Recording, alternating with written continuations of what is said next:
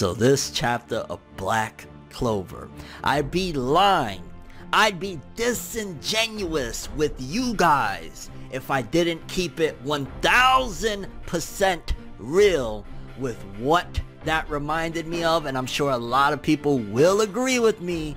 That moment of Asta speaking to his devil, that was straight up homage. That was straight an homage to Naruto's encounter with Kurama when he first started rocking with him and having interactions with him and asking for the power. I ain't gonna lie, like, I'm not saying that it's a ripoff. I'm saying that it felt like an homage. It still had its own Black Clover-esque twist, but I ain't gonna lie, that gave me those vibes, and I ain't mad at it. I ain't mad at it. This chapter of Black Clover, Asta and Yami versus Dante, student and teacher. Dante's creepy, disgusted looking ass, enjoying it like, oh my gosh, making a sacrifice that Asta made to get that power. So much to talk about. Black Clover, baby. 258, I believe. Is it 8? It's 8. 258, baby. Like, oh my gosh. Let's talk some of that Black Clover greatness. It's getting real, people. It got real. I say we gonna do what we do, no matter how you move, make your move. That's how it be though. So Black Clover chapter 258 opened up with student and teacher versus Dante, and the Dark Triad, I gotta give at the very least Monica and Dante this, and more than likely if those two are this way, then Xenon is probably the same. It's just that we really didn't get much of Xenon up until, like, we got a little bit of it. Well, actually, yeah, when I think about that smile and that smirk that he had when he went into his demon form, when he was fighting Yuno and shit like that, yeah, it is, was it against Yuno or William Vengeance? One of them. They love fighting. Like, it's something like beyond a thrill to them, because we've seen Vonica every time she would get a good fight against Noelle, Loro Pechica, and everybody that was throwing down with her, she would be grinning ear to ear. And in the opening of this chapter, Dante looks like he's about to bust 10 nuts at the same time because he's loving this good fight that he has against Yami and now Asta joining in. It's like, yeah, the Dark Triad, they like to throw hands, although I don't know how they're gonna feel about after this ass whipping Asta's about to give. I'm just saying, like, I think that this chapter is reaffirming, again, I could be wrong, but I think it's reaffirming what I said regarding the fact that I don't think Dante is winning this one, opposed to how Vonica won her fight, opposed to how Xenon won all of his fights so far. I don't see it happening because, like, yo, what Asta's pulling out of his bag, Asta was in his bag with this one, because we see Asta chop up Dante at one given point, and Yami recognizes, oh shit, just like I imagined, his sword actually works. I need to hit him with that sword. I need to use that sword. We need to hit him because that's the secret to stopping this dude. And yeah, I mean, you know, there's always the argument that people could throw out in almost every arc that Asta's anti-magic sword does feel like a cheat code, because you're in a magic world where this sword takes away, you know, the magic, stops the magic wherever it hits and whatnot. So yeah, it definitely feels that way, but you got to throw in the fact that, yo, he hit Dante, chopped him up, and he was still able to regenerate and shit like that. So it's not an easy, clear-cut win. I still think that my theory is very, very valid, although he kind of stirred the pot a bit with this chapter in regards to, like, Asta and Yami having to work together and pile drive that sword through Dante's throat, because again, he got chopped up into bits, able to reform, but again, that anti-magic sword is definitely one of the key factors to stopping this dude. And then we cut to the meat of the chapter, the part of the chapter that had probably everybody like, oh my god, here we go, Asta meeting with his inner devil. That moment, I ain't gonna lie, I was like, oh shit, here we go. And like I said in the opening of this video, hands down, reminded me straight up of when Naruto met with Kurama for the first time. It's not like, you know, there's a cage surrounding the devil or anything like that, like it was surrounding Kurama, but it definitely felt ominous. And I ain't gonna lie, in terms of comparing when Naruto met with Kurama and how scary Kurama was, yeah, he still, in hindsight, was very, very scary in the beginning parts of Naruto. The devil is like, yo, you're in all blackness, there's no light or anything, all you're seeing is just this creepy looking smile from a devil. Like,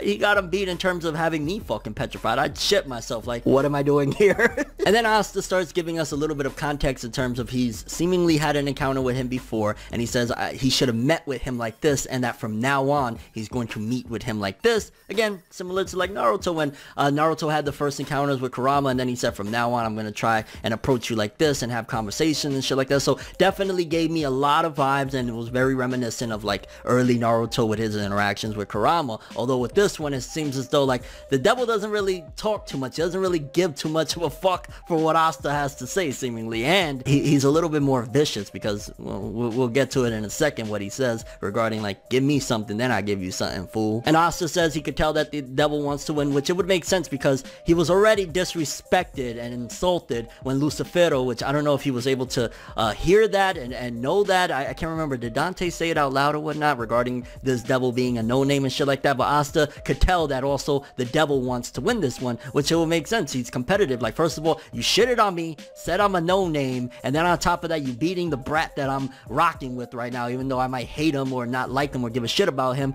Yeah, I do want to whip his ass, and I was a little bit shocked, I'm not gonna lie. I thought that the devil would have been a little bit more vocal. Like, he was very, very quiet for the most part in this chapter up until he finally started speaking, and he spoke a bit, whatever, but I thought he would have been just a psychotic laughing creep, because he has like this weird psycho smile and shit like that. So I was expecting a little bit more of him trolling and fucking around, similar to how he trolled the devil at the end of the, you know, elf invasion arc and all that shit, and he said, your time is up. So I was expecting to get more of that type of interaction with Asta's devil with him, but yeah, he was kind of just straightforward for the most part. And then Asta asks him to lend him his power, and I ain't gonna lie, I was kind of like, well, wait a minute, didn't he kind of already do that when Asta went crazy? I think we definitely need a little bit more clarification on what the hell that was that happened all those chapters ago when Asta went bonkers and you know, attacked Dante and still got his ass whipped or whatever. But like, what was that then? If that wasn't him lending his power, was it just that he kind of took over for a quick second and went nuts? Or I want to get a little bit more clarification on that. So that was something that I was a little bit like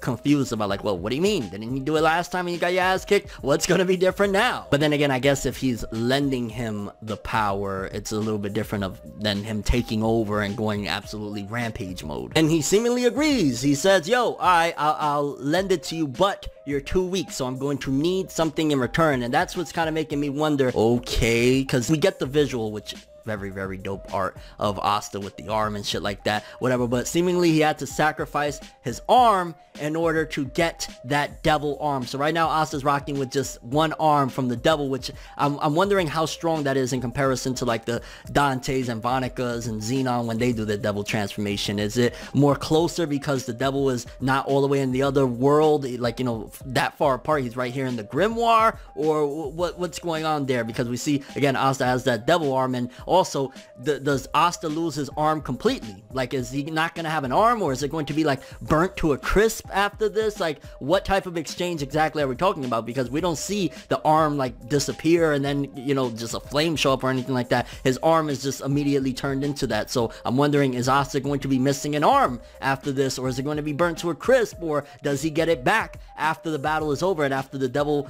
power returns back to him? Like, that's something that I'm wondering right now, because if not, it's going to be very, very awkward trying to figure out where we go from here if Asta's missing an arm after this battle. On top of the fact that the stakes are very high and we still have, again, Xenon and Vanika and Dante in front of us. Like, how the hell do we move forward? But even if Dante is defeated and Asta has one arm, then we're gonna have to have like a side arc of, you know, reviving the arm or getting his arm back or some shit like that. And the chapter ends off with you see Yami is kind of like smiling, like he's like, yeah, he's down for it, and Asta has the devil power in one of his arms, and they're going up against Dante again. I'm wondering, to be honest with you, and here's where I'm conflicted, because it was a dope chapter, a pretty quick read, to be honest with you, but again, if Asta was in that hulking devil form where he looked more demonic than he even looks in this chapter with the devil arm, and he wasn't really able to do much, what's changing? I mean, the only thing you could argue is now he's able to be himself, and he has his common sense and his battle techniques, and he's him using the devil power, opposed to just going berserk, because if you're berserk and you're just attacking non-stop, not thinking, then you're not going to be able to use strategy. So maybe that's the distinction that's going to help and benefit them in this battle against Dante. The fact that he's not just nuts, he's not just like Broly, you know, shoving steroids up his ass. He's like cognizant of who he is, and he's using the power in a strategic method opposed to just going all out against Dante. But I'm very curious what you guys thought about this chapter. For starters, did it feel too close, too on the nose to Naruto borrowing the power from Kurama? Again, for me, it was very, very like, I gotta say, it was homage. I don't want to say that it was ripping it off because it wasn't identical, but it definitely felt very close. Was it too close for you? Did it feel like Naruto rip-off type of deal? Again, I felt like it was just paying its respects in a very, very cool way and keeping its own changes. Also, what do you think is about to happen with ASTA'S arm? Now that he has this devil arm, is he going to not have an arm after this? Is he going to be missing an arm? Is it going to be burnt to a crisp? Does he get it back? Like, what is your take on that? And if Asta couldn't get the job done against Dante and kind of got mollywopped when he was more demonic, you know, he was like almost looking like a half demon type of appearance against Dante early on in the fight, what's going to be the difference now that he seemingly has less devil power and he only has that demonic arm? I mean, I guess strategy-wise, working together, now that he's cognizant and using Yami as well, maybe that's going to be the difference, is that it's two of them against him, and also Yami and Asta can come up with strategy, and Asta's a lot stronger than he would be normally. So I think that's going to be the distinction. But again, your thoughts on all that and your thoughts on the chapter in general. Again, it was pretty hype. Felt like very familiar territory we visited in the past and showed in manga, but I rocked with it. I'm just curious to see how it's all gonna go. And again, is Asta gonna be with one arm after this? Like, we gotta wait to see, I guess. And your overall thoughts and expectations for the Black Clover manga with chapter 259 and beyond. I'm expecting this fight to wrap up within the next couple chapters. I don't think it'll go further than maybe 2 more chapters at max, because now Asta's powered up. Yami has it figured out that that sword is very important. Maybe he's going to come up with a combination, and it's getting a little less likely that my theory of them having to do like this big sacrifice is going to be needed, considering again Asta's more powered up, and having the magic of a devil that has anti-magic within his arm as well is going to be very beneficial. Because think about it, he could give Yami the anti-magic sword and he could use his own fist at the same time, and that's right there. Punch him, slash him up, there you go. And also seemingly Asta in that last page slashed Dante, so I'm curious if in the next chapter he's going to be severely injured, considering he's getting hit by not only Asta's anti-magic sword but also this devil arm. And I guess I'm also curious, how long can that devil arm last? How long does that power stay with Asta? Will it stay in the remainder of the battle, assuming the battle continues a lot further than like the beginning of next chapter, or what's up with that? But definitely that slash that we get at the end of the chapter, I'm hoping at the very least it damages Dante to some extent, of like maybe he can't regenerate like an arm or some shit like that. Like, let's get some impact in there, especially if we're going to now this devil power that was being lent to Asta. But that's all I have for this one. Thanks for watching. Hope you enjoyed. If you liked anything I had to say or enjoyed the video, drop me a like. I'd greatly appreciate it. And if you want more from me, make sure to subscribe. Follow me on Twitter, Instagram. Hit that bell to get all notifications. And if you want to follow any of my other social media, links in the description below. I'm ForneverWorld, and as always, people, have an awesome day. And remember the golden rule: anime and manga for life, boy. Have an awesome day. Peace in, and woo, Dante, boy, you got your hands full now. You got a demon arm and you got a big old demon with Yami there. You're gonna get your ass kicked, boy. Get ready. Everything good always comes to an end. If you stab me in my back, we can never make amends. Trying to move to acceptance, hard to accept it. Mistakes like mirrors, gotta reflect it. I don't wanna fucking leave, but I gotta leave. Leave the maybes to the crazies. Maybe one day there I go, admitting something in a subtle way. No more copies, leave without a trace.